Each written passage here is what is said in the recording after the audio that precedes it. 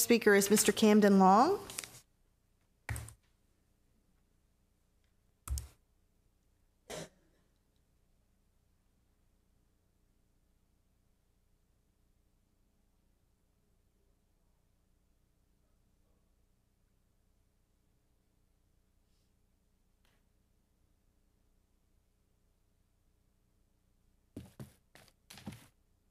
Hello, board members. Good evening. So back as the saga, the trilogy continues.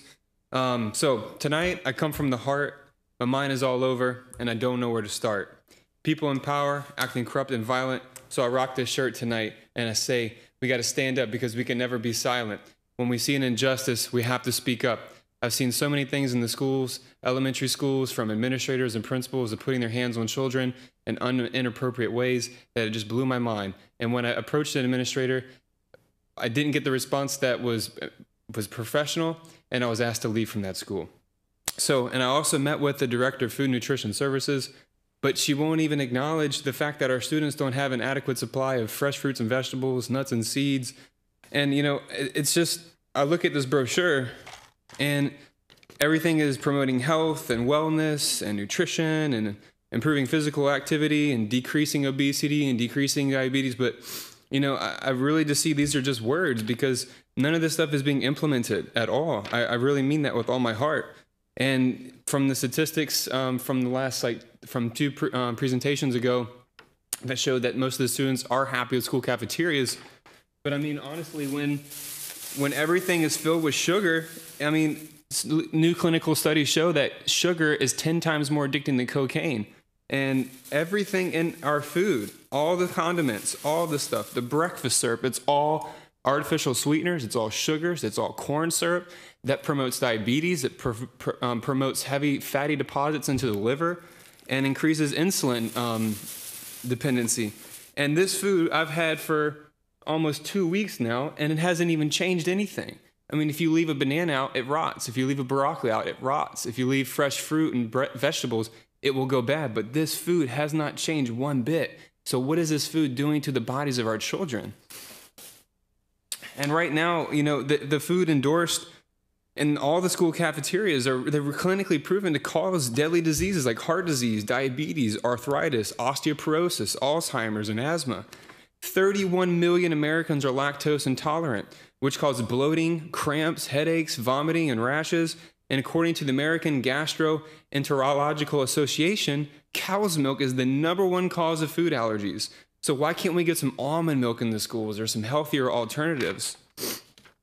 And I just come back to the same thing, you know, school gardens, they can provide so much nutrition for the growing bodies and minerals for the healthy mind. You know, most people who suffer from obesity, they're eating a lot of food, but the minerals that they need are not going into their bodies, so they continue to eat, and then it doesn't work out. So children are frustrated in classrooms, children are stressed out, they're acting out, they have all kinds of discipline problems because when the brain does not receive the right kinds of minerals and vitamins, you're gonna have all these discipline issues and a lot of violent outbursts. And they've even done studies in jails when they've put inmates in on vegetarian and vegan diet and meal plans that the violence in the jails have even dropped.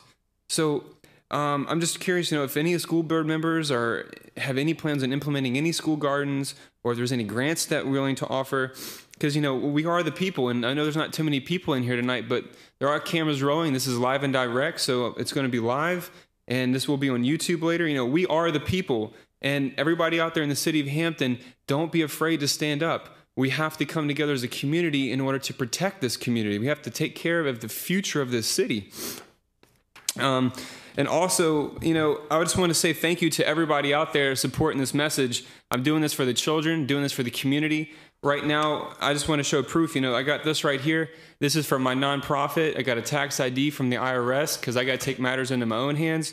Also just accomplished my LLC as Camden's LLC because I want to get involved with the community as much as possible. These students, they deserve the best opportunity in the classrooms.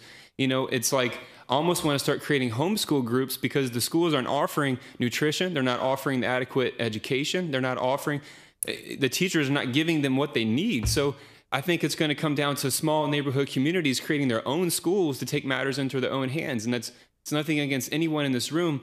I'm just doing it for the children. And I just, you know, from what I've experienced and what I see, it just blows my mind. And all I'm just doing is trying to bring this for the community, because when we come together, we're strong. You know, Dr. King started off with a dream. Rosa Parks started off with a dream. Booker T. Washington walked 500 miles to Richmond with 50 cents, went to Hampton Institute, was a janitor, and provided himself for education. So people who believe, everyone believes in here. We gotta fight for these children.